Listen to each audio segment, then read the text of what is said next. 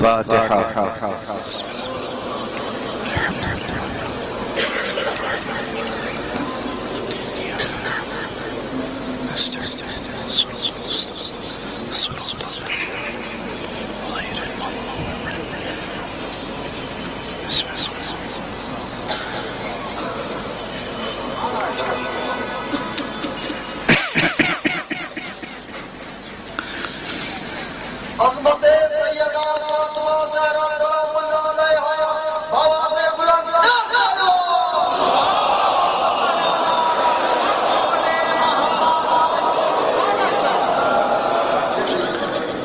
أعوذ بالله من الشيطان الرجيم.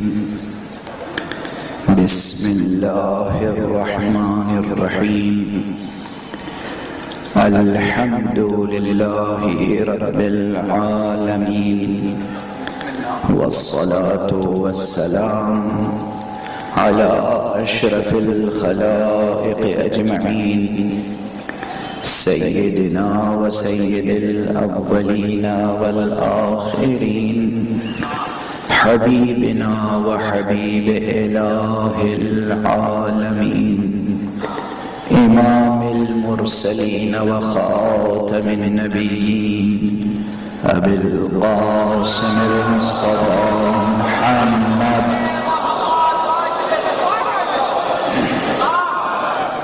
وعلى أهل بيته الطيبين الطاهرين الهداة المهديين المعصومين المظلومين، واللعنة الدائمة على أعداء الدين أجمعين. أما بعد، فقد قال الله تعالى عز اسمه في محكم كتابه ومتقن خطابه. بسم الله الرحمن الرحيم. إنما المؤمنون الذين آمنوا بالله ورسوله ثم لم يرتابوا وجاهدوا بأموالهم وأنفسهم في سبيل الله، أولئك هم الصادقون. صلوات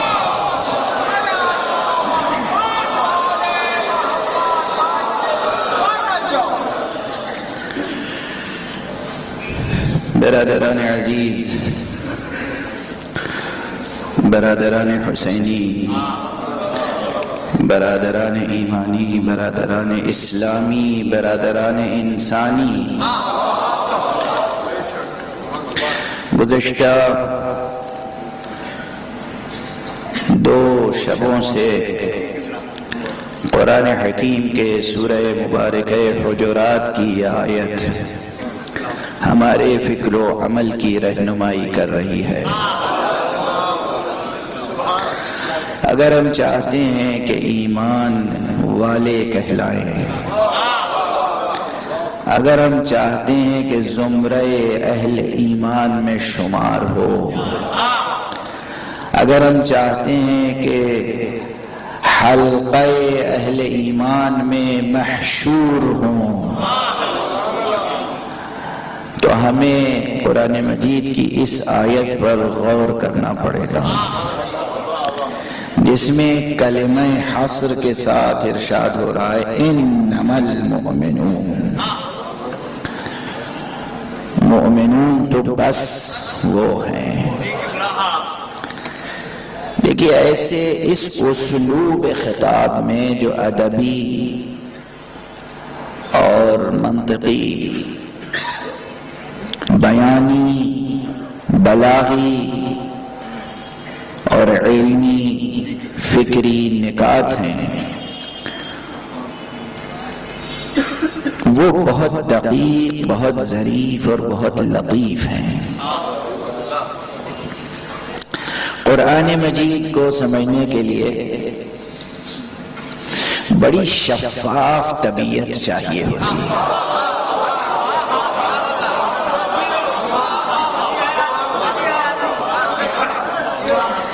جس طبیعت پہ غبار کدورت ہو،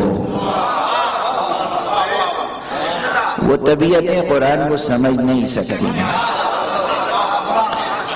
قرآن کو سمجھنے کے لیے، اس کے لہجے کو سمجھنے کے لیے طبیعتوں کا شفاف ہونا ضروری ہے۔ آئینہ قلب کا آئینہ ہونا شرط ہے۔ واقعاً آئینہ قلب آئینہ ہو۔ اور اگر کوئی شخص ادب بارگاہ الہی ملحوظ خاطر رکھے، محبت کے ساتھ، توجہ کے ساتھ قرآن مجید پڑھے، تو کوئی وجہ نہیں ہے کہ اس کے سامنے یہ نکات کھل کر سامنے نہ آ جائیں۔ میں آپ سے ایک بات عرض کر رہا ہوں، دنیا کا کوئی شخص دعویٰ نہیں کر سکتا کہ قرآن اس کے لیے کافی ہے، مگر وہ جو گہوارے مودت میں پلا ہو۔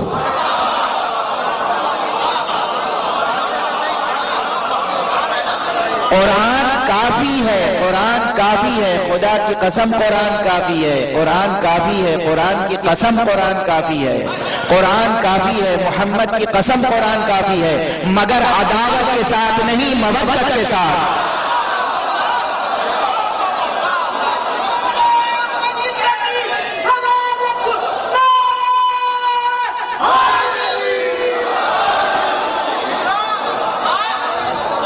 عداوت کے ساتھ نہیں، محبت کے ساتھ، مودت کے ساتھ، عشق کے ساتھ، عشق الہی، ادب بارگاہ نبوت، اہل بیت نبوت کے ساتھ مودت، یہ عناصر جمع ہو جائیں تو پھر قرآن خود مومن سے گفتگو شروع کر دیتا ہے۔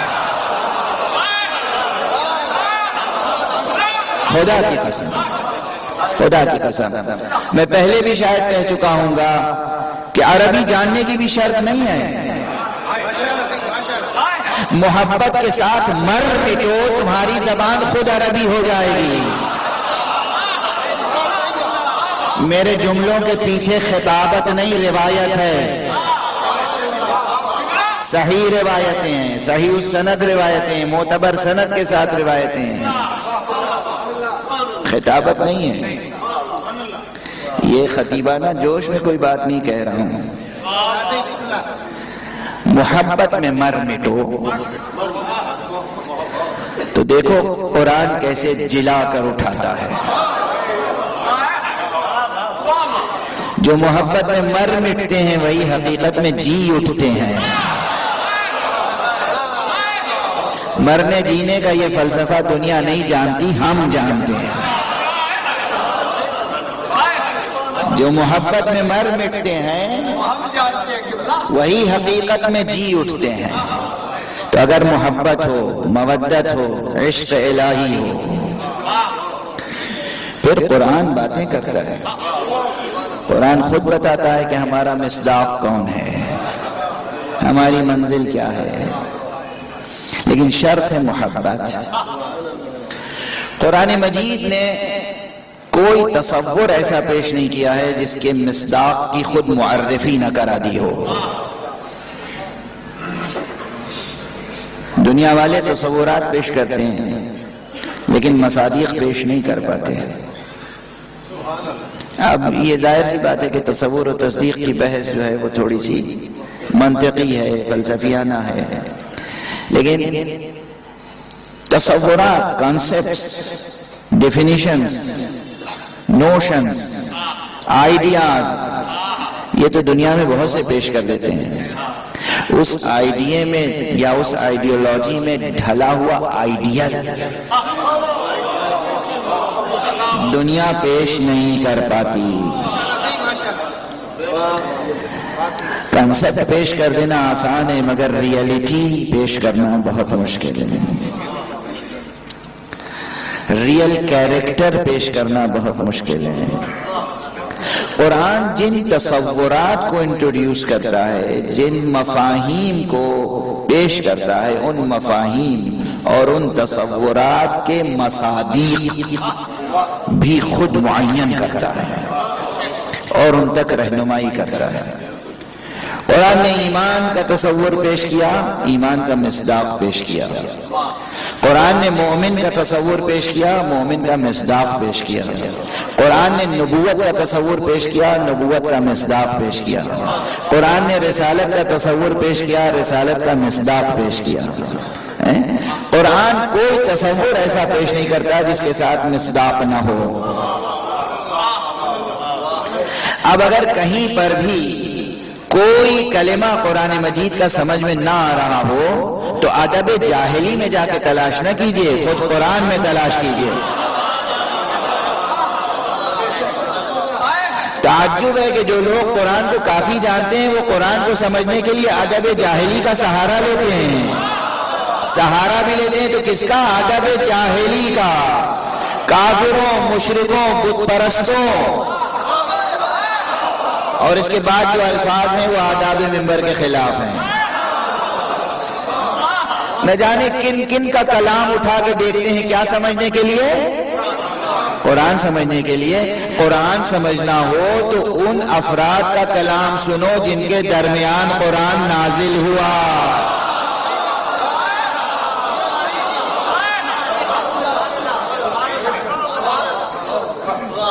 آپ حضرات کا ادبی ذوق بھی ہے۔ میں دیکھتا ہوں یہاں بچے کس طرح سے خوش الحانی کے ساتھ کلام پیش کرتے ہیں، ماشاءاللہ منظوم کلام، اچھا ادبی کلام ہوتا ہے، عشق و محبت میں ڈوبا ہوا کلام ہوتا ہے۔ میر انیس علیہ الرحمہ، آج ہی کسی نے پوچھا تھا کہ میر انیس علیہ الرحمہ کا مرتبہ کیا ہے تبلیغ میں، عزاداری میں؟ بہت بڑا مرتبہ ہے۔ ان کے مرتبے ہم تھوڑی معین کر سکتے ہیں۔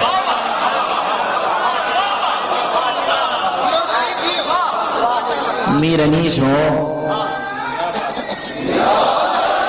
مرزا دبیر علیہ الرحمہ ہو،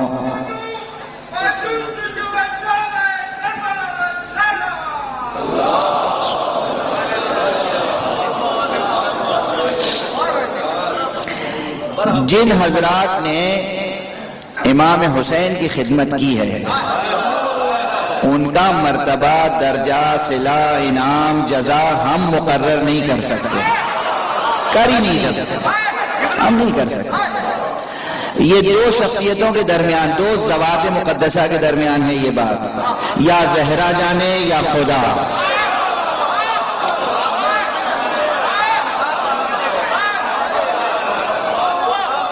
ان بزرگوں کے لیے عرض کر رہا ہوں جو اپنے بچوں کی تربیت عشق آل محمد میں کر رہے ہیں، جو خوشا نصیب وہ ماں باپ جو اپنے بچوں کو سوز سلام پڑھنا سکھاتے ہیں، ذکر مولا سکھاتے ہیں۔ کسی کا جو یہ جملہ میرا نہیں ہے، یہ جملہ میرا نہیں ہے مگر میں بھولتا نہیں ہوں، کسی عزادار کا جملہ ہے۔ بڑے فخر سے اس نے کہا کہ ارے ہمارے بچے قبل اس کے کہ ماں باپ کا نام انہیں یاد ہو، حسین کا نام یاد ہو۔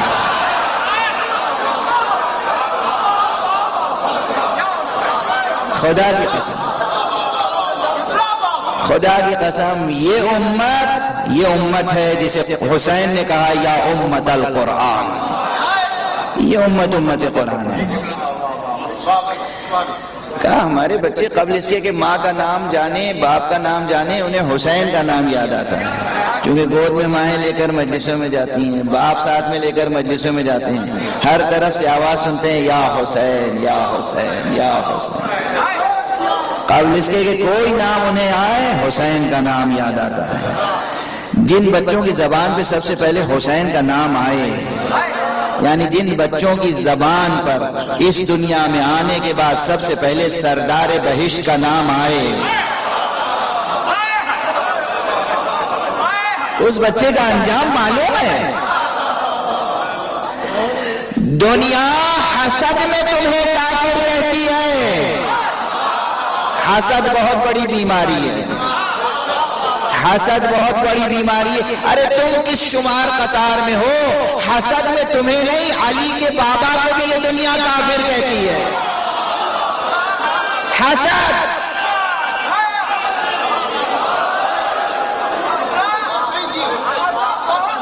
حسد خدا کی قسم حضرت ولی اللہ ابو طالب علیہ السلام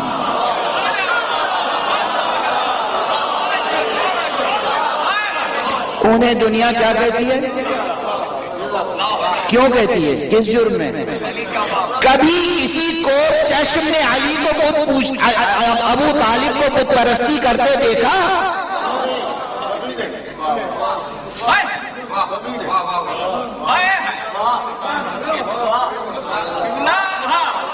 جناب ابو طالب نے کبھی بت پرستی کی؟ اب دیکھیں آپ کا حافظہ کتنا قوی ہے، میرے جملے کتنے آپ یاد رکھتے ہیں۔ مکہ جس زمانے میں مشرکوں سے آباد تھا، سب کافر تھے اور مشرک، مکہ پورا مکہ بت پرستوں سے آباد تھا، ہے نا؟ یہاں تک کہ خانہ کعبہ بھی محفوظ نہیں رہا، اس میں ایک دو نہیں 360 بت رکھ دیے گئے، ٹھیک ہے نا؟ اس دور میں اگر کوئی پوچھے کہ کوئی گھر تھا جس میں بت نہیں تھا،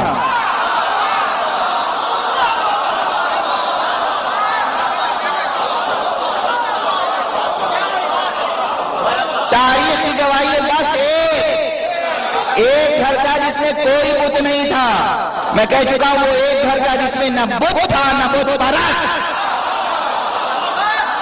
وہ ایک گھر وہ تھا جس میں نہ کوئی بت تھا نہ کوئی بت پرست، اور وہ گھر ابو طالب کا گھر تھا، ابو الایمان کا گھر تھا۔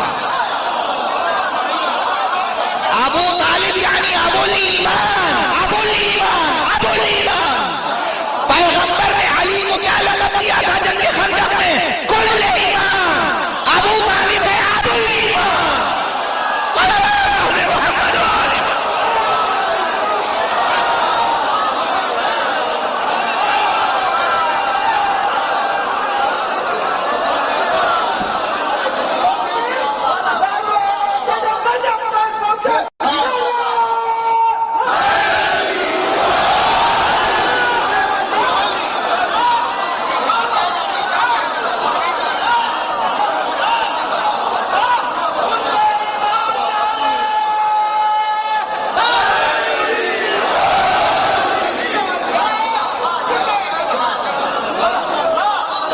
اس کا بھی کوئی انکار کرے گا؟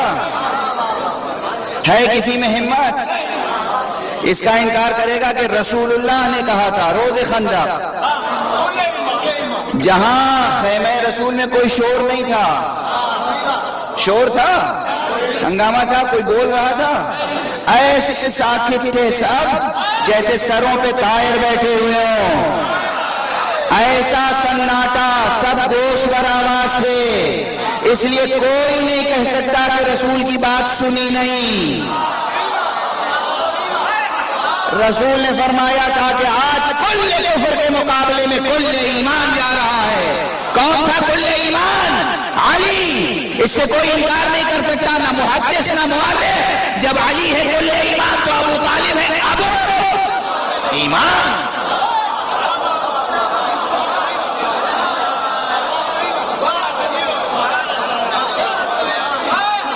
اس قوم کو کیا کہیے جو ابو الایمان کو کافر کہے؟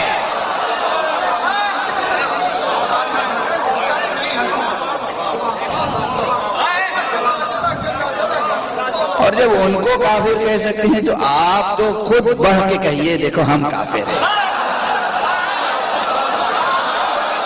دیکھو تو صحیح، آؤ ہمیں بتاؤ ہمیں کافر،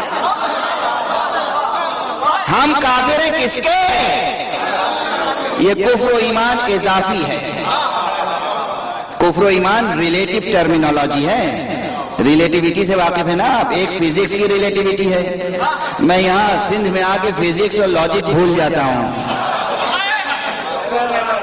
ایک ریلیٹیوٹی ہے فزکس میں آئنسٹائن نے پیش کیا، ایک جنرل ریلیٹیوٹی کی تھیوری ہے، ایک اسپیشل ریلیٹیوٹی کی تھیوری ہے، وہ سب اپنی جگہ، جب وہ پڑھوں گا اس میں بھی فضائل دکھاؤں گا آپ کو۔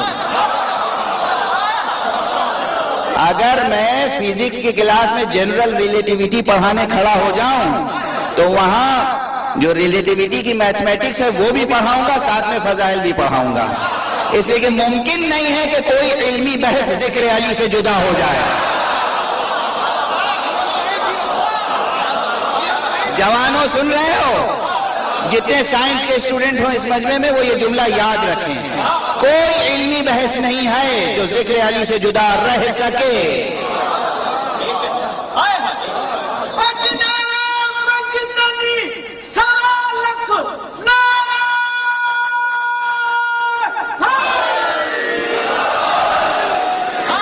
تو ایک تو وہ ریلیٹیوٹی ہے، مگر وہ ابھی نہیں چھیڑوں گا، چونکہ وہ تب چھیڑوں گا جب یہاں بلیک بورڈ بھی ہو یا وائٹ بورڈ ہو۔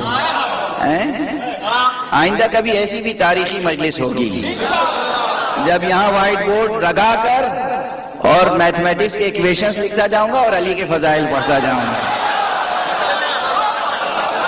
یہ رہا وعدہ، یہ وعدہ رہا۔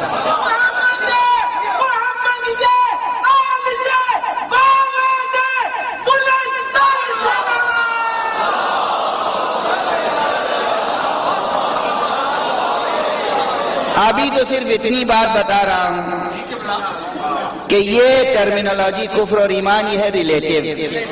ریلیٹیو کے کیا معنی ہوتے ہیں؟ یعنی کسی اور موضوع کے تعلق سے یہ رشتہ بدل جاتا ہے۔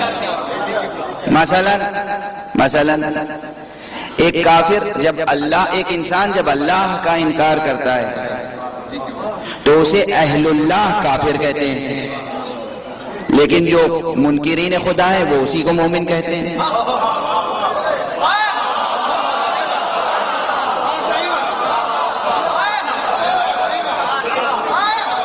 کچھ سمجھ میں آئی بات؟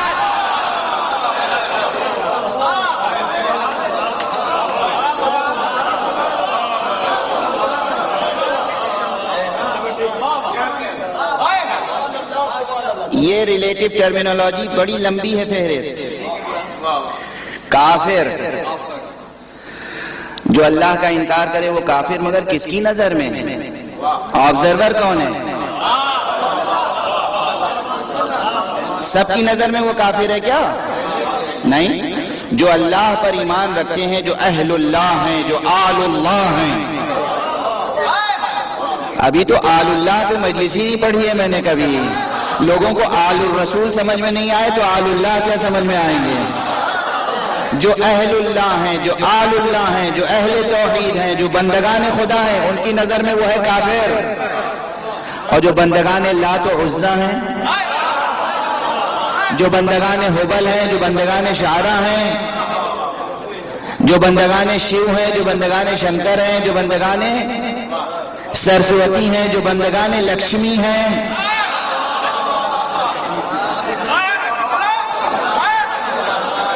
ان کی نظر میں وہ مومن ہے۔ تو ریلیٹیو ہوا یا نہیں؟ یہ شخص ایک کے لیے کافر ہے، دوسرے کے لیے مومن۔ اسی طرح جو اللہ پر ایمان لے آیا اور اس نے ریجیکٹ کر دیا، ریجیکٹ کرنے کے لیے کبھی کبھی کفر کا لفظ آتا ہے، کبھی کبھی رفض کا لفظ آتا ہے۔ جب ریجیکٹ کیا جاتا ہے کوئی چیز، ریجیکٹ کرنے کے عمل کو کہتے ہیں رفض، یعنی انکار کر دیا۔ جو انکار کرتے اسے کہتے ہیں رافضی۔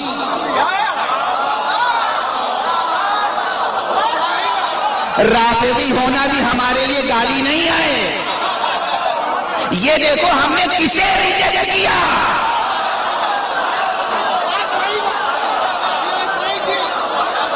ہمارا فخر ہے ہم باطل کو رد کرتے ہیں، حق کے ساتھ رہتے ہیں۔ اب باطل اگر تانا دے کہ یہ رد کرنے والا ہے، تمہارا تانا ہمارے لیے افتخار ہے۔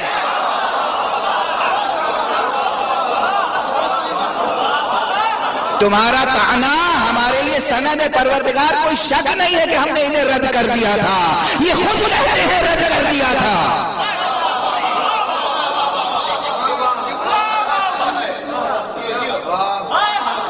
یہ سب ریلیٹیو ٹرمینالوجیز ہیں۔ کفر، کافر، ایک کے لیے کافر ہے، دوسرے کے لیے مومن۔ مومن اسی کے مقابلے وہ بھی ریلیٹیو ہے۔ مجاہد شہید، خدا نہ کرے ہندوستان اور پاکستان میں جنگ ہو، خدا کرے اس پورے منطقے میں امن ہو، خدا کرے پوری دنیا میں امن ہو، مگر میں مثال دے رہا ہوں، اگر خدا نہ خواستہ جنگ ہو جائے دو دشمن ملکوں میں، تو ادھر کا فوجی جب قتل ہوگا تو ادھر والے اسے شہید کہیں گے، ادھر والے کیا کہیں گے؟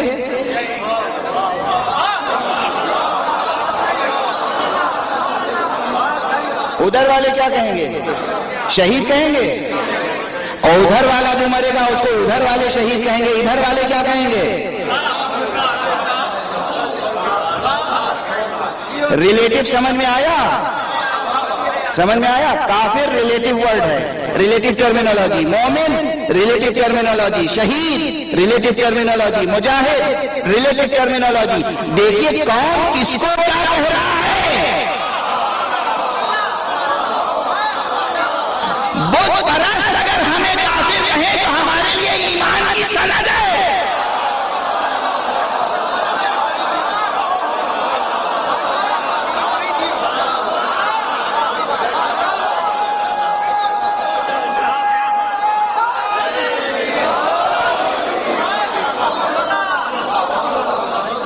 بہرحال یہ تو بات سے بات نکلتی چلی آ رہی ہے۔ گزارش عرض کر رہا تھا کہ قرآن نے جو تصورات دیے ہیں، قرآن نے جو مفاہیم دیے ہیں، قرآن نے جو ڈیفینیشنز دی ہیں، قرآن نے جو کانسیپٹس یا آئیڈیاز دیے ہیں، ان کے مصداق بھی دیے ہیں۔ قرآن نے اسلام کا لفظ استعمال کیا، ان الدین عند اللہ الاسلام، تفصیل سے بتایا اسلام کیا ہے۔ ایمان کا لفظ استعمال کیا، تفصیل سے بتایا ایمان کیا ہے۔ مومن کا لفظ استعمال کیا، تفصیل سے بتایا مومن کون ہے۔ عام ڈیفینیشن یہ ہے کہ جو اللہ پر، نبوت پر، آخرت پر ایمان لے آئے وہ ہے مسلم یا مومن۔ وہاں بھی ٹرمینالوجی میں نے کہا نا ریلیٹیوٹی ہے، کبھی اسی کو لوگ مومن بھی کہہ دیتے ہیں، اسی کو مسلم بھی کہہ دیتے ہیں۔ جہاں یہ اشتباہ آیا وہیں قرآن آ کے کہتا ہے کہ ہرگز نہیں۔ یہی سورہ حجرات، یہی سورہ حجرات۔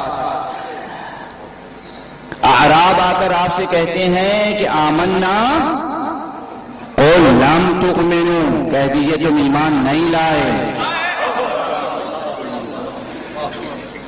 بلکہ کہو کہ ہم اسلام لائے۔ وَلَمَّا يَدْخُلِ الْإِيمَانُ فِي قُلُوبِكُمْ، اور تمہارے دلوں میں ابھی ایمان داخل بھی نہیں ہوا۔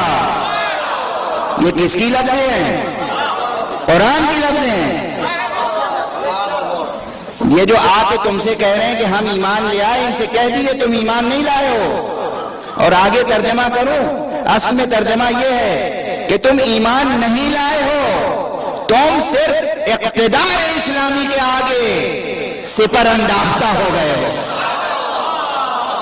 تم نے صرف مجبوراً ہتھیار رکھا ہے، ایمان نہیں لائے ہو۔ یعنی تمہارا ایمان، تمہارا اسلام الہی اسلام نہیں، سیاسی اسلام ہے۔ یہ جو میں نے دو اصطلاحیں آپ سے گزارش کی ہیں، الہی اسلام اور سیاسی اسلام، یہ قرآن کی روشنی میں ہے۔ جب دل ہی میں ایمان داخل نہ ہوا، اسلام داخل نہ ہوا، تو وہ اصلاً اسلام نہیں ہے۔ پھر کیا ہے؟ سیاسی اسلام۔ سند آیت قرآنی سورہ حجرات۔ تو اسلام کا تصور یا مسلم کا تصور پیش کیا قرآن نے، تصور کے ساتھ اس کے مصادیق واضح طور پر پیش کر دیے۔ اسی طرح یہاں پر ہے انما المؤمنون الذین، مؤمنون مؤمنین تو دراصل وہ ہیں، یعنی اوپر چونکہ اعراب نے آگے کہا ہم مومن ہیں، اللہ نے کہا ان سے کہیے نہیں تم مومن نہیں ہو، اس کے بعد بتانا ضروری تھا نا کہ دراصل مومن کون ہوتا ہے۔ تسلسل دیکھیے، ایک آیت کے بعد دوسری آیت جو آ رہی ہے تسلسل سے آ رہی ہے، کوئی بیان قرآن کا تشنہ نہیں ہے، تسلسل سے آ رہی ہے۔ دعویٰ کرنے والوں نے دعویٰ کیا، اور دعویٰ کیا کیا کرتے تھے۔ ایمان کا دعویٰ کرتے تھے، اسلام کا دعویٰ کرتے تھے، اور صرف یہی نہیں کہ ایمان و اسلام کا دعویٰ کرتے تھے، رسول پہ احسان جتاتے تھے۔ آج تک تاریخ اٹھا کے دیکھ لیجئے، کس کس کا نام لیا جاتا ہے کہ اگر وہ اسلام نہ لاتے تو اسلام مضبوط نہ ہوتا، اگر وہ اسلام نہ لاتے تو اسلام مضبوط نہ ہوتا۔ جن کے قدم خود مضبوط نہ ہو وہ اسلام کو کیا مضبوط کریں گے؟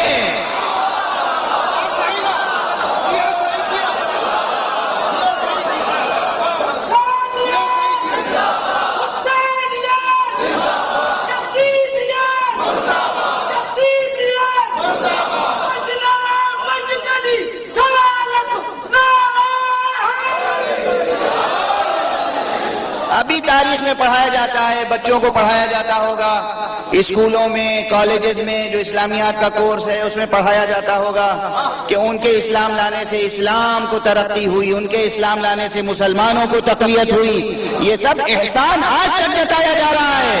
قرآن نے اسی سورہ حجرات میں جواب دے دیا ہے کہ اے رسول، یہ آپ پر احسان جتاتے ہیں، یمنون علیک ان اسلموا، یہ آپ کے اوپر احسان جتاتے ہیں کہ اسلام لے آئے۔ قل لا تمنوا علی اسلامکم، کہہ دیجئے کہ تم اپنے اسلام کا احسان مجھ پر نہ جتاؤ، یہ خدا کا احسان ہے کہ اس نے تمہیں ہدایت دی۔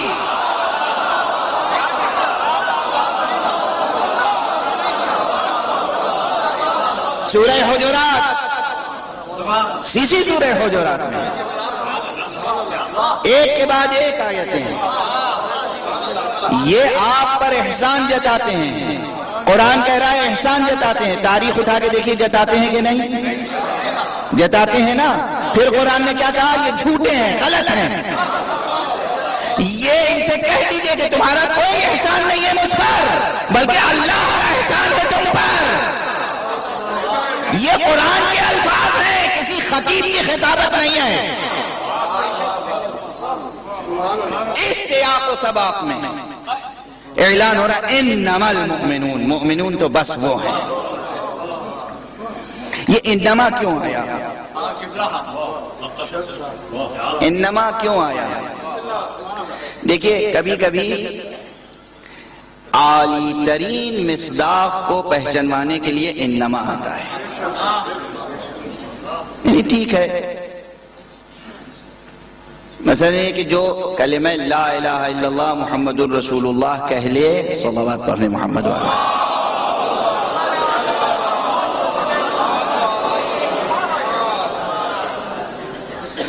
حضور کے سامنے آیا اور اس نے سر جھکا کے کہا یا رسول اللہ، ہم بیعت کر رہے ہیں آپ کی، ہم کہتے ہیں لا الہ الا اللہ محمد رسول اللہ، یا ہم کہتے ہیں اشہد ان لا الہ الا اللہ واشہد ان محمد رسول اللہ۔ حضور نے قبول کر لیا، سن لیا، کوئی بھی ہو۔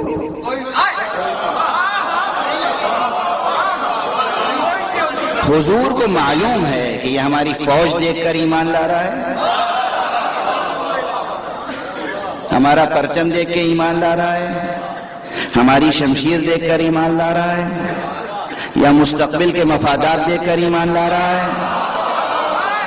رسول کو معلوم ہے۔ جس رسول کو نسلوں کی خبر ہو، اسے سامنے بیٹھے ہوئے انسان کی نیت کی خبر نہیں ہوگی۔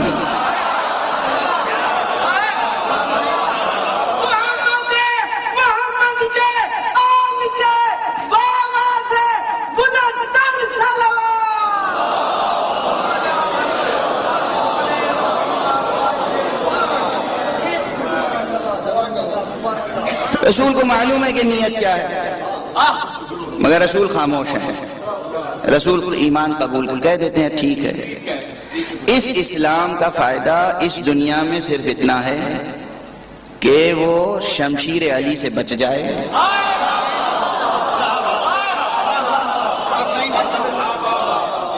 اس کے مال و ناموس کی ضمانت ہو جائے، بس۔ اس اسلام کی بس یہیں تک جزا ہے۔ آخرت میں کیا ہے؟ اس جزا، اس اسلام کی جزا پورے فقہی اور کلامی دلائل کے ساتھ گزارش کر رہا ہوں۔ اگر دلائل پیش کروں تو آپ تو ذرا ذرا سے میں بے قابو ہو جاتے ہیں۔ وقت میں گنجائش نہیں ہوتی ہے، اور خود میرے سینے میں اور میرے اس ساؤنڈ باکس میں جو ہے محدود آواز ہوتی ہے، تو اس لیے مجبور ہوں کہ گفتگو کو مختصر کروں۔ اس دنیا میں جو کلمہ پڑھ لے اس کے لیے کیا مراعات ہے؟ شمشیر حیدری سے بچ جائے۔ ظاہر شمشیر حیدری ایک استعارہ ہے، یعنی مسلمان کی تلوار سے، اسلام کی تلوار کی زد سے بچ جائے، اس کا مال محفوظ، اس کی عزت و آبرو محفوظ، بس۔ وہاں کیا ہوگا؟ زبان کیا چیز ہے؟ زبان کو روح تو نہیں کہتے نا؟ اتنی تو مجھے اردو آتی ہے، منطق فلسفے میں کہیں میں بہک تو نہیں رہا ہوں۔ یہ زبان مادی ہے نا؟ مادی زبان سے کلمہ پڑھنے کی جزا مادی دنیا تک، بس۔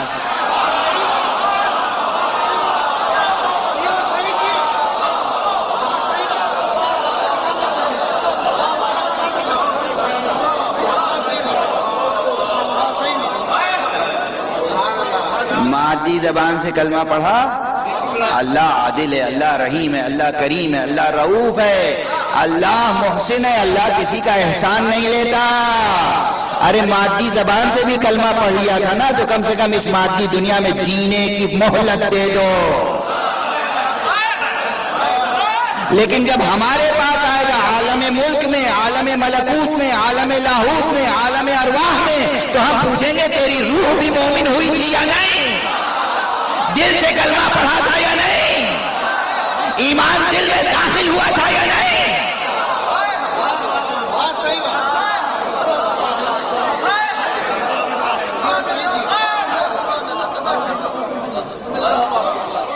تو عام اصطلاح میں جس نے بھی اس مادی زبان سے کلمہ پڑھ لیا، یعنی 40 برس تک تو لات و حبل و عزا کے بھجن گاتے رہے، 40 برس، 60 برس، 65 برس، 70 برس، پیدا ہونے کے بعد گھٹی میں کیا ملا؟ کسی بت کی خیرات۔ گھٹی میں کیا ملا؟ کسی بت کی۔ میں نے سنبھال کے خیرات کہا ہے، اصل لفظ تو استعمال کرنا متانت ممبر کے خلاف ہے۔ تو جناب والا گھٹی میں وہ ملا، اور اس کے بعد عمر گزر گئی پوری بھجن گاتے، اور اس کے بعد دیکھیے اب میری زبان کتنی سلیس ہو گئی ہے ضامن صاحب۔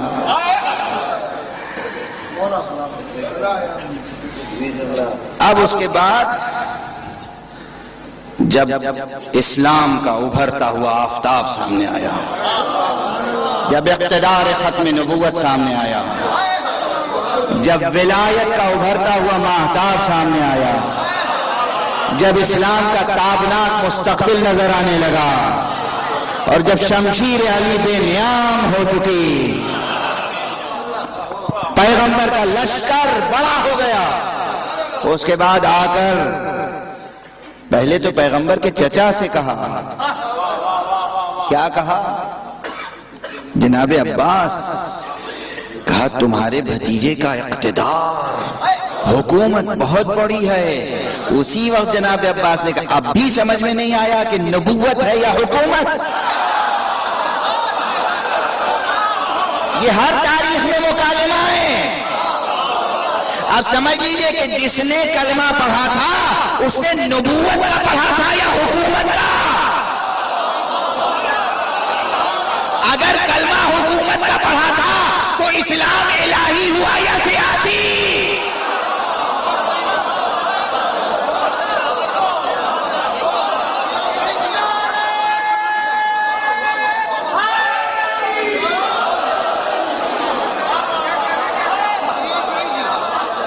جو خود گواہی دے رہا ہے اس نے یہ نہیں کہا کہ آج تمہارے بھتیجے کی نبوت پہ یقین آ گیا، یہ نہیں کہا نا۔ آج وحی پہ یقین آ گیا، یہ نہیں کہا نا۔ آج کلام الہی پہ یقین آ گیا، یہ تو نہیں کہا۔ واللہ بہت بڑا لشکر ہے، تمہارے بھتیجے کی حکومت بہت بڑی ہو گئی۔ فوراً جناب عباس نے ٹوکا، اب بھی سمجھ میں نہیں آیا نبوت ہے یا حکومت؟ تاریخ نے لکھ لیا۔ آج ہمارے لیے استدلال کے لیے کافی ہے کہ یہ سیاسی اسلام تھا یا الہی اسلام، سیاسی اسلام یا الہی اسلام۔ بہت سے لوگ ہیں جو آپ کو تانا دیتے ہیں، بڑی کتابیں لکھی گئی ہیں، ضخیم کتابیں، جس میں کہا گیا ہے کہ یہ تشیع، یہ شیعیات، یہ دراصل کوئی دین نہیں ہے، کوئی مذہب نہیں ہے، یہ ایک سیاسی تحریک تھی جس نے بعد میں مذہب یا دین کا رنگ اختیار کر لیا۔ جو خود جن کا وجود سیاسی ہو انہیں حق ہے کہ ہمیں سیاست کا تانا دے۔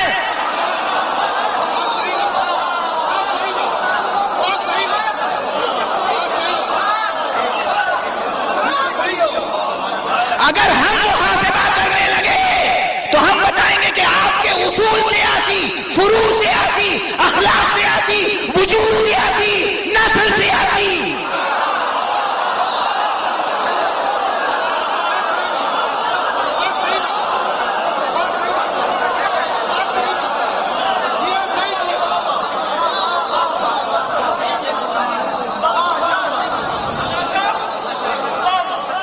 جوانوں، عزیزوں، دانشوروں، اہل قلم، اصحاب قول و قلم یاد رکھیں، ہمیشہ دفاعی پوزیشن پہ نہیں ہونا چاہیے، کبھی بڑھ کے اپنی بات کہنی چاہیے۔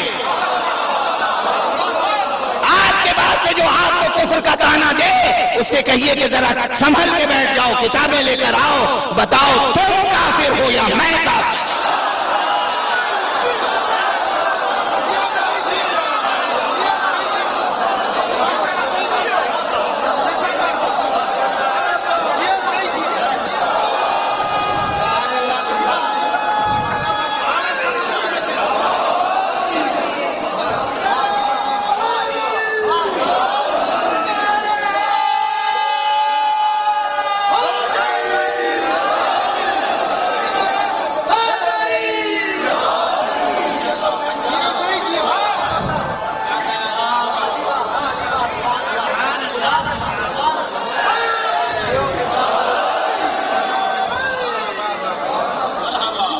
شجاعت پیدا کریں، شجاعت۔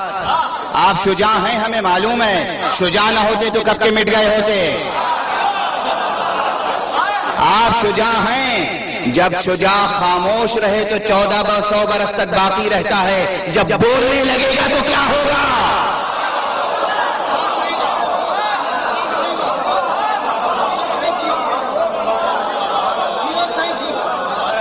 یہ مکالمہ میرا جنت البقیع میں مدینہ منورہ میں ہوا۔ میں معصوم اماموں کی قبر کے سامنے کھڑا ہوا، خاموشی سے ماتم کر رہا تھا۔ جب وہاں کا مامور آیا اور اس نے کہا یہ کیا کر رہے ہو؟ میں نے کہا مجھے چھوڑ دو، مجھے چھوڑ دو، ابھی یہ ہاتھ میں اپنے سینے پہ مار رہا ہوں، اگر یہ ہاتھ پلٹ کے پڑنے لگا تو کیا ہوگا؟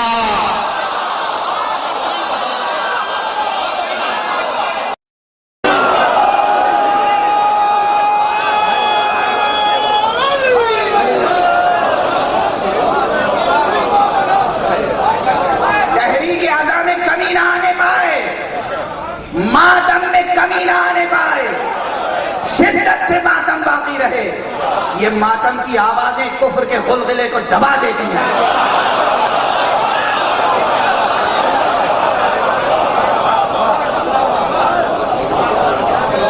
وقت گزر گیا مگر میں کچھ عرض نہیں کر سکا۔ سنیں، عام طور پر کوئی کلمہ پڑھ دے تو اسے ہم مجبور ہیں مسلمان کہیں، مگر جب قرآن انما کہتا ہے تو وہ اس کے بلند ترین، نمایاں ترین، مضبوط ترین، نفیس ترین مصادیق کو پہچانواتا ہے۔ انما المؤمنون ایک ہی اسی جگہ تھوڑی آیا ہے، سورہ مبارکہ نور۔ کون ہے جو لفظ نور بھول جائے؟ ایسے ہی کوئی تاریک باطن ہوگا جو لفظ نور بھول جائے۔ سورہ مبارکہ نور میں بھی اسی مزاج کی ایک آیت ہے، انما المؤمنون الذین آمنوا باللہ ورسولہ وَإِذَا كَانُوا مَعَهُ عَلَىٰ أَمْرٍ جَامِعٍ. یہ آیت جا کے دیکھیے گا، یہ آیت ذرا طویل ہے، میں صرف حوالہ دے کر آگے بڑھ رہا ہوں.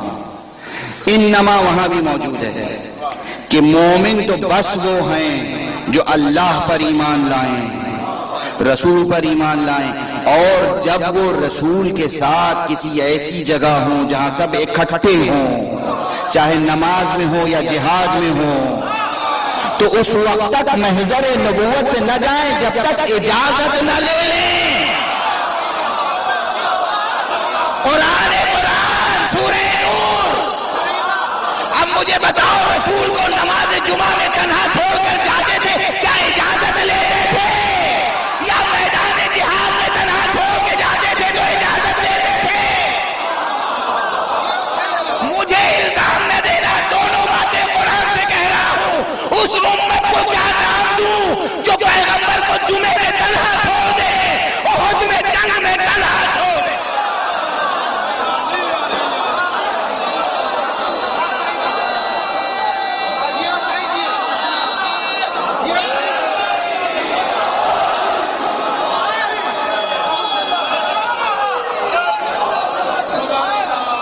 ایک لفظ تاریخ سے نہیں کہہ رہا ہوں. قرآن قرآن قرآن. سورہ منافقون پڑھیے، سورہ جمعہ پڑھیے. نماز جمعہ میں سورہ جمعہ پڑھتے ہیں، آخری آیت کیا ہے؟ اے رسول، یہ آپ کو تنہا چھوڑ کر نماز کی حالت میں چلے جاتے ہیں، نماز میں بھی چھوڑ کے چلے گئے، جنگ میں بھی چھوڑ کے چلے گئے، پھر بھی ماشاءاللہ مومن. چشم بدور، آپ مومن ہم کافر.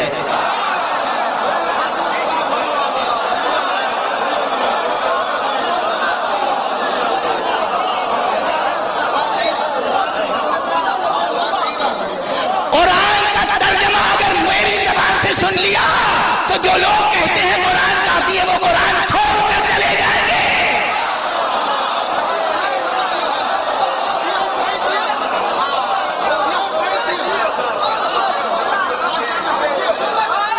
صرف قرآن اور قرآن کا سادہ ترجمہ، اور اس میں چہرے نظر آئیں گے، بھاگتے ہوئے لوگوں کے سائے نظر آئیں گے، ٹھوکر کھاتے ہوئے لوگوں کی ٹھوکریں نظر آئیں گی. قرآن ایسا زندہ معجزہ ہے، معجزہ ہے، معجزہ. اس نے مومنوں اور کافروں کی تصویریں جمع کر لی ہیں. آج کے بعد سے انہیں کہنے کا حق نہیں ہے قرآن کافی ہے، ہم کہتے ہیں قرآن کافی ہے.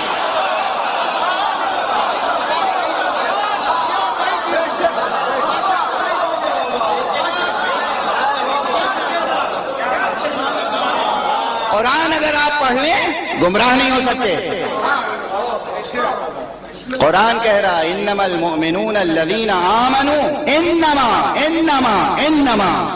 انما المؤمنون الذین آمنوا باللہ ورسولہ وَإِذَا كَانُوا مَعَهُ عَلَىٰ أَمْرٍ جَامِعٍ. اور اگر رسول کے ساتھ یہ کسی امر جامع پر ہوں تو اس وقت تک نہ جائیں جب تک کہ حتی یستأذنوہ، یہاں تک کہ رسول سے اذن لیں.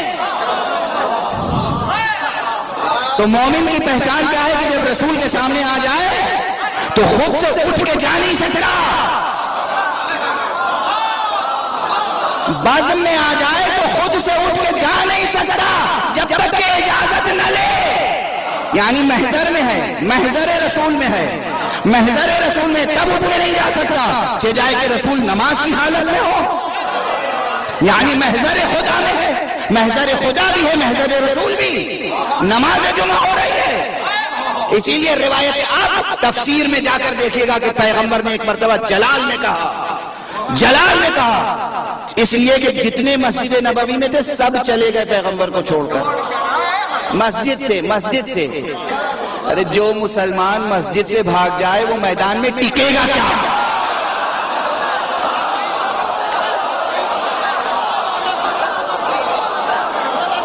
جو مسجد میں نہ ٹک سکے وہ میدان میں کیا ٹکے گا، اور جو نہ مسجد میں ٹکے نہ میدان میں ٹکے وہ تزکیہ نفس کیا کرے گا،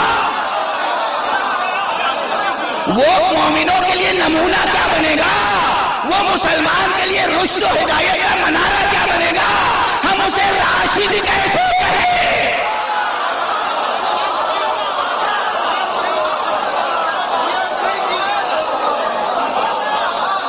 نہ راشد نہ مرشد۔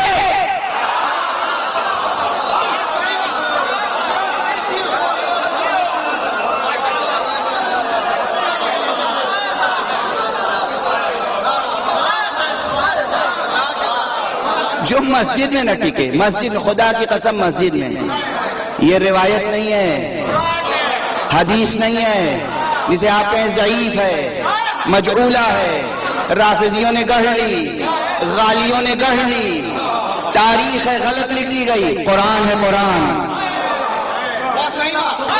وَإِذَا رَأَوْا تِجَارَةً أَوْ لَهْوًا انفَضُّوا إِلَيْهَا وَتَرَكُوكَ قَائِمًا۔ اور جب یہ کسی تجارت کا بازار دیکھتے ہیں یا کوئی کھیل تماشا دیکھتے ہیں، کھیل تماشا تجارتاً او لہواً، تجارت تو تجارت ہے، لہو کھیل کود تماشا، تماشا جب کوئی مداری آ کر ٹکٹکی بجاتا ہے، یہ رسول کو تنہا چھوڑ کر تماشا دیکھنے جاتے ہیں۔ ان تماشائیوں کو ہم مرشد بنائیں۔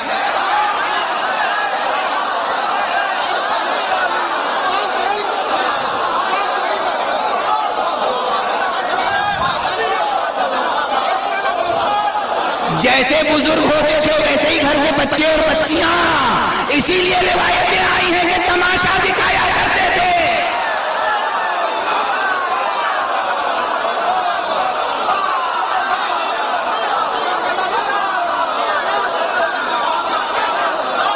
روایت کو قرآن سے مطابق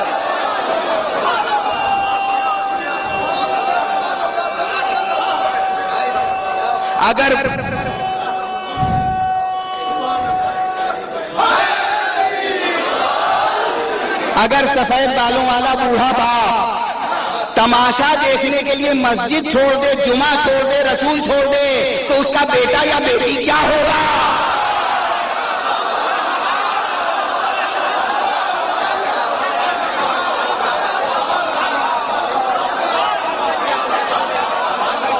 یہ سفید بال والا بوڑھا، برداشت کر لیجئے، ہم نشانے پہ آپ ہی آ گئے۔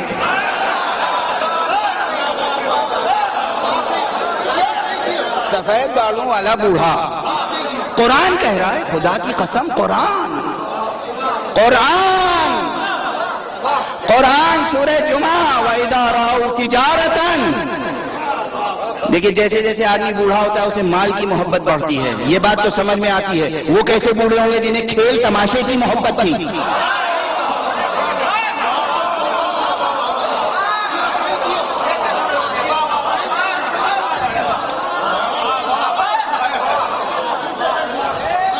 سورہ جمعہ وَإِذَا رَأَوْا تِجَارَةً، اور اگر انہوں نے تجارت دیکھی او لہواً یا کھیل تماشا، لہو انفضوا الیہا، تو یہ کھیل یا تماشے یا تجارت کی طرف چلے جاتے ہیں، وَتَرَكُوكَ قَائِمًا، اور آپ کو اللہ کے سامنے کھڑا چھوڑ کے چلے جاتے ہیں۔ جب قرآن نے یہ تصویر محفوظ کر دی نا، تبھی ہمیں یقین آ گیا، یہاں تم نے رسول کو خدا کے سامنے تنہا چھوڑ دیا، وہاں رسول تمہیں خدا کے سامنے چھوڑ دے گا۔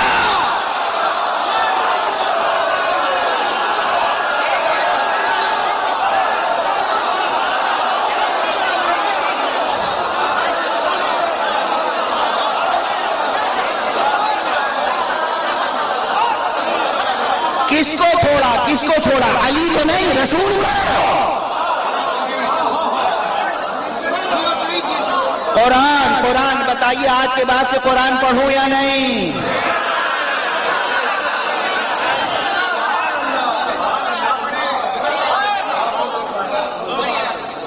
آج کے بعد سے قرآن پڑھوں یا نہ پڑھوں؟ پڑھوں تو ترجمہ کروں کہ نہ کروں؟ ترجمے میں معنی تلاش کروں کہ نہ کروں؟ تصویریں نظر آئیں تو ان کو پہچانوں کہ نہ پہچانوں؟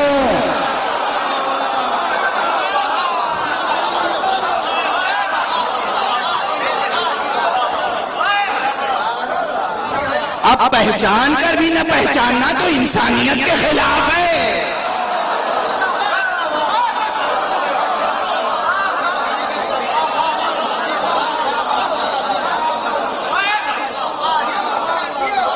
یہ قرآن ہے، کون کسے چھوڑ کے جا رہا ہے، کہاں چھوڑ کے جا رہا ہے؟ آپ اب تک کہتے ہیں کہ آپ بھاگنے کا تذکرہ نہ کیا کیجئے، میدان سے بھاگنے کا تذکرہ نہ کریں۔ اچھا تو مسجد سے بھاگنے کا تذکرہ کریں۔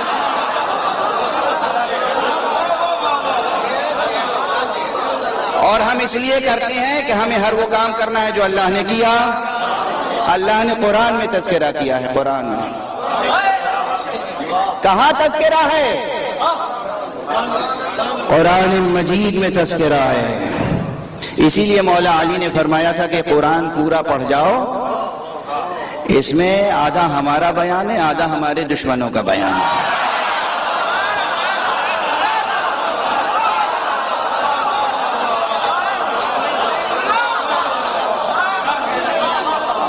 تفسیر فرات کوفی، حدیث عرض کر رہا ہوں، تفسیر فرات کوفی، حوالہ بھی دے دیا میں نے۔ تفسیر قمی، تفسیر فرات کوفی، ان تفسیروں میں اٹھا کے دیکھیے، یہ ہے قرآن۔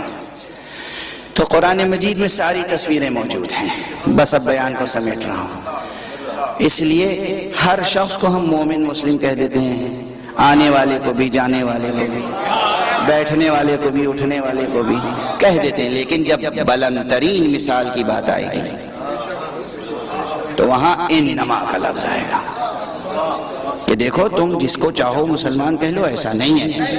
مسلمان تو دراصل وہ ہے، مومن تو دراصل وہ ہے کون؟ جس میں یہ صفات ہوں کہ رسول کے پاس آ جائے تو بغیر اجازت کے نہ جائے، اللہ اور رسول پہ ایمان لے آئے تو پھر دل میں شک نہ لائے، جہاد کرے تو اپنے مال سے بھی جہاد کرے، اپنی جان سے بھی جہاد کرے۔ روز اول سے دیکھو کس نے جہاد کیا؟ اچھا یہی چار عناصر، یہ سورہ مبارک حجرات کی اس آیت کو لے لیں، صرف قرآن سے آیت لی اور تاریخ پڑھنا شروع کریں، تاریخ پڑھنا شروع کریں تو ہمیں اس آیت پر جو سب سے پہلا مومن کامل نظر آتا ہے اس کا نام ہی ابو طالب ہے۔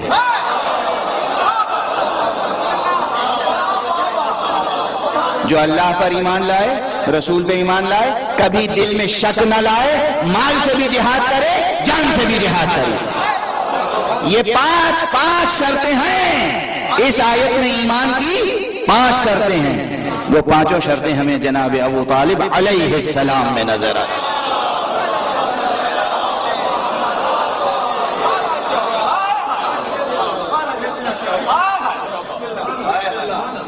اللہ پر ایمان جناب ابو طالب کے کلام میں موجود ہے، رسول پر ایمان جناب ابو طالب کے کلام میں موجود ہے، آپ کے خطبے میں موجود ہے، آپ کے دیوان میں موجود ہے۔ اگر اس زمانے کا ادب پڑھنا ہی ہے تو ادب ابو طالب پڑھیں، حضرت ابو طالب کی نثر، حضرت ابو طالب کی نظم، آپ کی شاعری، آپ کی خطابت۔ حضرت ابو طالب کا اللہ پر ایمان وہی نمایاں ہوتا ہے جہاں آپ فرماتے ہیں الحمدللہ رب العالمین۔ جو کہہ رہا ہو الحمدللہ رب العالمین، اس کے بارے میں کوئی شک کر سکتا ہے کہ اللہ پہ ایمان رکھتے ہیں یا نہیں؟ اور جو رسول کا عقد نکاح پڑھا رہا، عقد نکاح پڑھ رہا ہے، اس کے اوپر شک ہے کہ یہ نبوت پہ ایمان رکھتا ہے یا نہیں؟ اور جو رسول سے کہہ رہا ہے کہ جاؤ تم کو جو امر کیا گیا ہے، تم کو جو حکم دیا گیا ہے اس پہ عمل کرو، میں تمہارے ساتھ ہوں،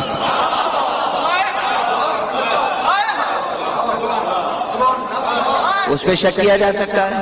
جو اپنے ایک بیٹے کو دیکھ رہا ہے کہ یہ پیغمبر کے ساتھ کھڑے ہو کے نماز پڑھ رہے ہیں تو دوسرے بیٹے سے کہتا ہے کہ تم بھی جاؤ، تم بھی جا کے نماز پڑھو، اس ابو طالب کے لیے شک کیا جا سکتا ہے کہ اللہ اور نبوت پہ ایمان رکھتے ہیں یا نہیں؟ اور جو اس دنیا سے گزر جائے مگر کبھی مشرکین کے سامنے جھکنا تو بہت بڑی بات ہے.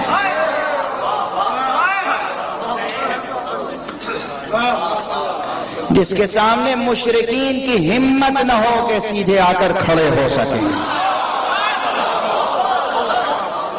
اس ابو طالب کے لیے تصور کیا جا سکتا ہے کہ کبھی دل میں شک آیا ہوگا، جس کے سامنے پیغمبر نے کہا تھا کہ چچا اگر یہ میرے ایک ہاتھ پہ آفتاب اور ایک ہاتھ پہ مہتاب رکھ دیں تب بھی میں اس امر سے باز نہیں آ سکتا ہوں جس کا مجھے حکم دیا گیا ہو. اور پلٹ کے چچا نے کہا ہو بیٹا جاؤ تم اپنا کام کرو ہم اپنا کام کرتے ہیں. ہم حفاظت کریں گے جب تک کہ جان میں جان ہے اس وقت تک ہم تمہارا ساتھ نہیں چھوڑ سکتے.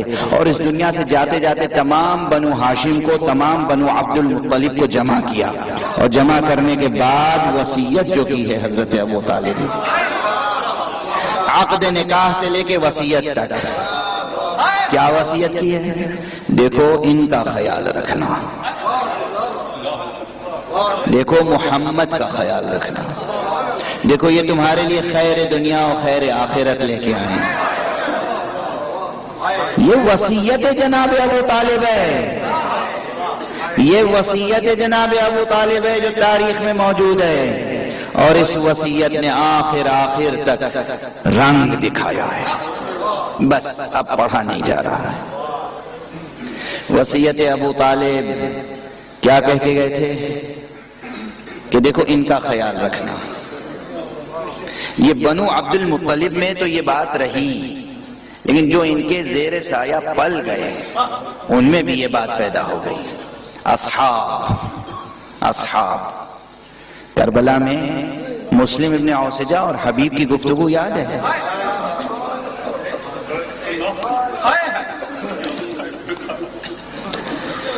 مسلم ابن اوسجہ زخم کھا کے زمین پر گرے، ایڑیاں رگڑ رہے ہیں. حبیب و مسلم ابن اوسجہ دونوں بچپن کے ساتھی ہیں، دونوں ایک دوسرے کے رازدار ہیں. حبیب آگے بڑھے اور انہوں نے ایک جملہ کہا، بھائی مسلم تم دنیا چھوڑ رہے ہو، مجھے یقین ہے کہ تمہارے بعد میں بھی دنیا چھوڑوں گا. اگر اپنے زندہ رہنے کا یقین ہوتا تو میں تم سے کہتا کہ وصیتیں کر جاؤ، مگر میں تم سے نہیں کہہ سکتا کہ وصیتیں کر جاؤ، اس لیے کہ میں تمہاری وصیتیں پوری کرنے کے قابل نہیں رہوں گا، باقی نہیں رہوں گا. مسلم ابن اوسجہ نے اس وقت بھی ایڑیاں رگڑتے ہوئے ایک مرتبہ دیکھا، کہا حبیب ایک وصیت ہے. حبیب تڑپ گئے، یہ وصیت آپ سب سے ہے، آپ میں سے ایک ایک فرد سے ہے. جو میری مائیں بہنیں سن رہی ہیں ان سے بھی ہے، آپ میں سے ایک ایک فرد سے ہے یہ وصیت مسلم ابن اوسجہ کی. کیا وصیت ہے؟ حبیب تڑپ گئے، کہا مسلم اس وقت کوئی بار میرے کاندھے پہ نہ ڈالو، میں تمہارے بعد زندہ نہیں رہوں گا. ایک مرتبہ کا اوصی کا بہذا الامام، میں وصیت کر رہا ہوں ان کا خیال رکھنا، حسین کا خیال رکھنا. جب تک تن میں جان رہے، جانو تن کا رشتہ سلامت رہے، حسین پر آنچ نہ آنے پائے، ایک تیر بھی حسین کے جسم مقدس تک نہ پہنچنے پائے، حسین کو ایک زخم نہ لگنے پائے. یہ مسلم ابن اوسجہ کی وصیت ہے. کس سے؟ حبیب ابن مظاہر سے. یہ جذبہ کہاں سے سیکھا ہے انہوں نے؟ وصیت ابو طالب. یہ وہاں سے جذبہ آ رہا ہے جو نسل ابو طالب میں آیا اور آگے بڑھتا چلا گیا. یقین اس درجے کا یقین، ایثار اس درجے کا ایثار، مال سے جہاد، جان سے جہاد. بس اب چند جملے عرض کروں گا تاکہ یہ سہروزہ مجالس کا تذکرہ تمام ہو ایک ایسے امام کے تذکرے پر جس کے تذکرے سے یہ ایام مخصوص ہونے چاہیے. آج محرم کی 21 تاریخ ہے، 25 محرم.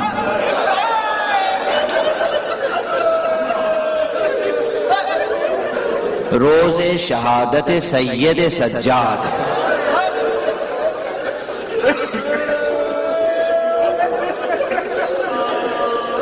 پچیس محرم روز شہادت زین العابدین ہے۔ 25 محرم قیامت کی تاریخ ہے۔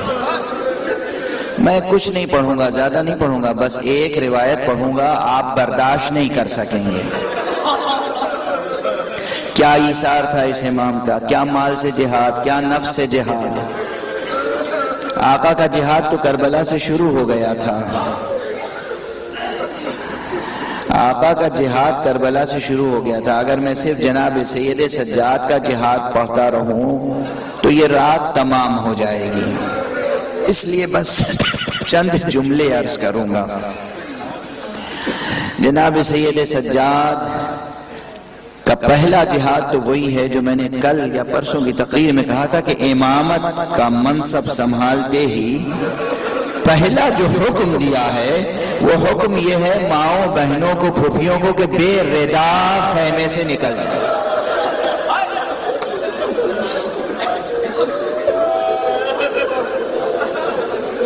یہ پہلا حکم ہے۔ یہ جملہ زبان سے کہنا دل پہ کیا گزر گئی ہوگی، کیا قیامت گزر گئی ہوگی، کیا قیامت گزر گئی ہوگی جب آپ نے فرمایا ہوگا کہ اب آپ پر واجب ہے کہ جان بچائیں اور بے ردا خیموں سے باہر نکل جائیں۔ سید سجاد کا جہاد شروع ہو گیا نا، لیکن اس سے بھی پہلے یہ تو آپ نے بحیثیت امام ایک حکم دیا ہے۔ جب امام غشی کے عالم میں تھے اور آخری وقت امام حسین رخصت کے لیے آئے تھے، اور جب جناب سید سجاد نے آنکھیں کھولی اور پھوپھی سے پوچھا پھوپھی میرے سرہانے کون ہے، پھوپھی نے کہا بابا ہیں بیٹا بابا۔ کہا بابا آپ کی یہ شکل کیسی ہو رہی ہے، یہ صورت کیسی ہو رہی ہے، سر سے پیر تک لہو لہان، یہ چہرے پہ لہو کس کا ہے؟ معلوم ہے نا یہ چہرے پہ لہو کس کا ہے، حسین کیسے بتائیں کس کا لہو ہے؟ خاموش رہے۔ بیٹے نے پھر پوچھا چچا عباس کہاں ہیں؟ کہا قد قتل کر دیے گئے۔ کہا بھائی علی اکبر کہاں ہیں؟ کہا قد قتل کر دیے گئے۔ کہا قاسم کہاں ہیں؟ کہا قد قتل۔ اب قبل اس کے سوالات کا سلسلہ آگے بڑھتا ہے، امام نے خود کہا بیٹا اب مردوں میں میرے اور تمہارے علاوہ کوئی رہ نہیں گیا۔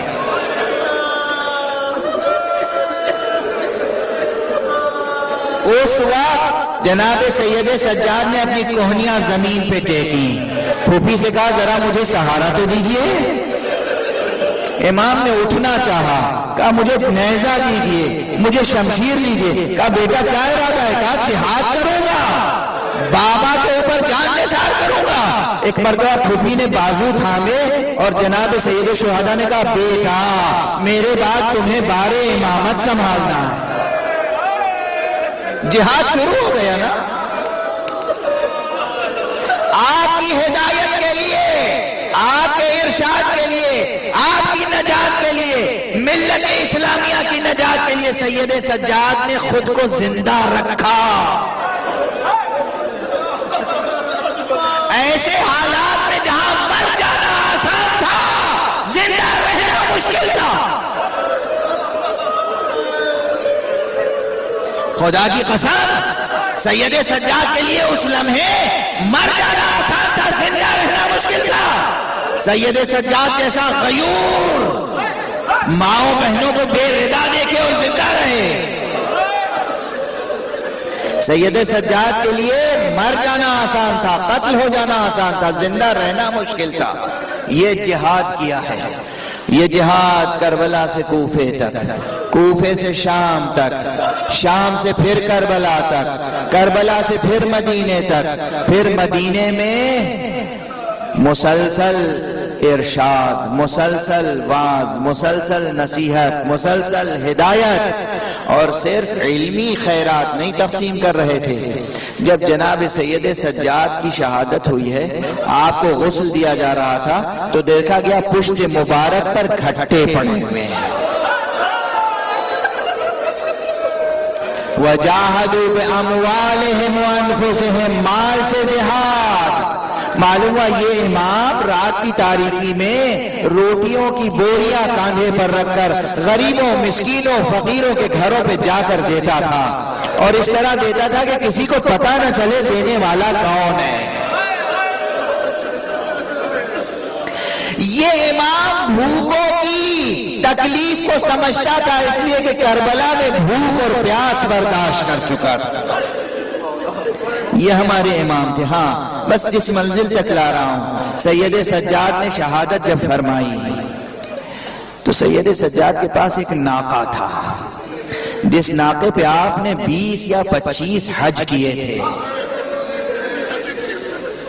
حج نہ جانے کتنے برس وہ ناقہ ساتھ میں رہا، مگر جب جناب سید سجاد کی شہادت ہو گئی، جناب امام باقر، جناب زید، تمام فرزندان، تمام بنو عبد المطلب، تمام بنو ہاشم، تمام آل رسول، بلکہ تمام مدینہ امنڈ پڑا۔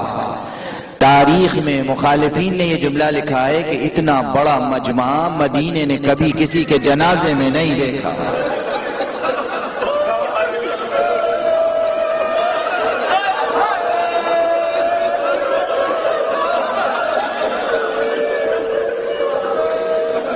اتنا بڑا مجمع مدینے نے کبھی کسی کے جنازے میں نہیں دیکھا، اس لیے کہ یہ امام کا کردار تھا، معصومانہ کردار، امام کا ایثار، امام کا جہاد بالمال، امام کا جہاد بالنفس۔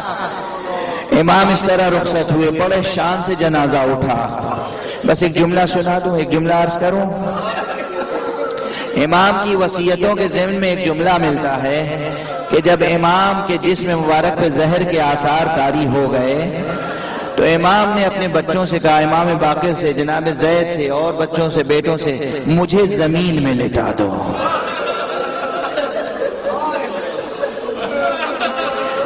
امام تخت پر تھے، بستر پر تھے، آرام دہ بستر تھا، امام نے کہا مجھے زمین پہ لٹا دو۔ بچوں نے کہا بابا آپ کا جسم کمزور ہے، آپ بیمار ہیں، آپ کا جسم کمزور ہے، زمین پر اذیت ہوگی۔ کہا نہیں مجھے زمین پہ لٹا دو۔ جب بہت اصرار کیا زمین پہ لٹانے لگے، کہا یہ فرش ہٹا دو، مجھے خاک پہ لٹا دو، مجھے خاک پہ لٹا دو۔ جب بچوں نے کہا بابا یہ کون سی وصیت ہے، کہا مجھے اپنے بابا کا لاشا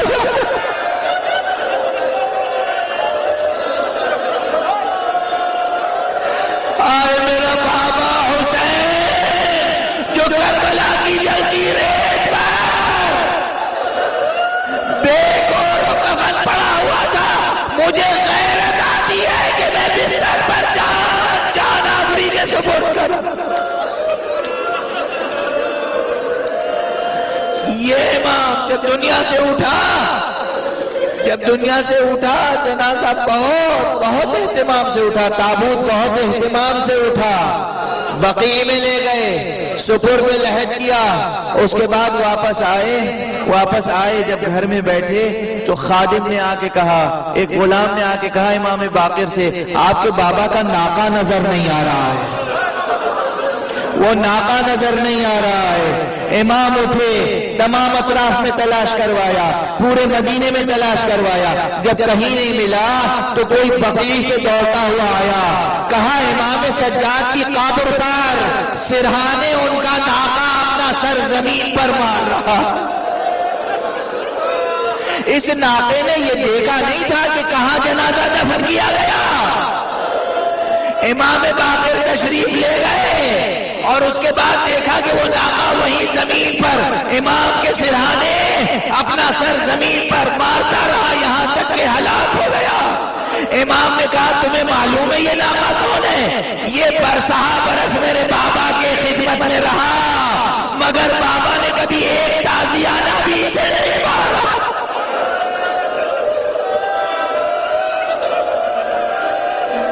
اب کس زبان سے کہو جو آقا، جو مولا، جو امام ناقے کو تازیانہ لگا ہے، اس کی پشت پر کربلا سے کوفے سے شام تک تازیانے لگائے گئے، اس کی آنکھوں کے سامنے ننھی بہن کی پشت پر تازیانے لگائے گئے، رخسار پر تماچے لگائے گئے۔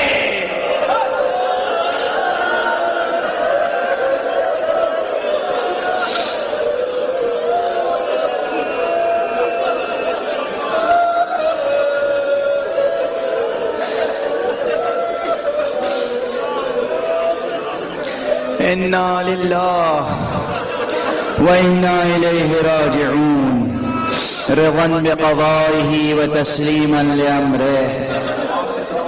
پروردگار ہمیں علوم قرآن اور معارف اہل بیت سے آشنا فرما۔ پروردگار ہمیں فرزندان توحید میں شمار فرما۔ پروردگار ہمارے سینوں میں ہمیشہ چراغ توحید روشن رہے۔ معبود ہمیں ہمیشہ شمع ختم نبوت کی روشنی نصیب رہے۔ پروردگار ہمیں نور ولایت میں زندگی کا سفر طے کرنے کی توفیق عطا فرما۔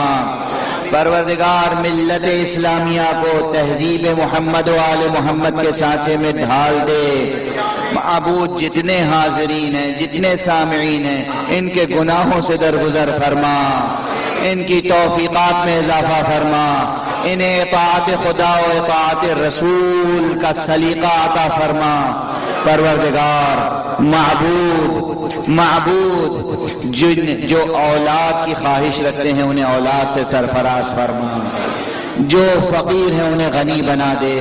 معبود پروردگار جن کی روزی تنگ ہے انہیں وسعت سے رزق عطا فرما، ان کے رزق میں کشادگی عطا فرما۔ پروردگار جو بانی اعضاء ہیں ان کو، ان کی نسل کو ہر طرح کی برکتیں عطا فرما، ان کے خاندان کو بحق حسین ہمیشہ سرفرازیاں عطا فرما۔ پروردگار یہ شہر حیدرآباد ہے، بحق حیدر کرار اس شہر کو مخصوصاً ہر بلا و مصیبت سے محفوظ رکھ۔ پروردگار اہل سندھ کو مسلک ولایت پر گامزن رکھ۔ پروردگار معبود اپنے ولی آخر کو اذن ظہور عطا فرما اور ان کے ہاتھوں سے اپنی رحمت و رافت و عدالت کا پرچم لہرا دے۔